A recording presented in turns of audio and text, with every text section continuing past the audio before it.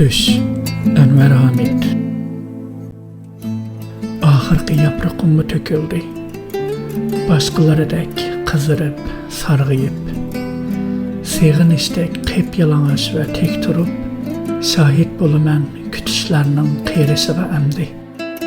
Mükçeyip, kurulup, çaş sakallarım akırıp.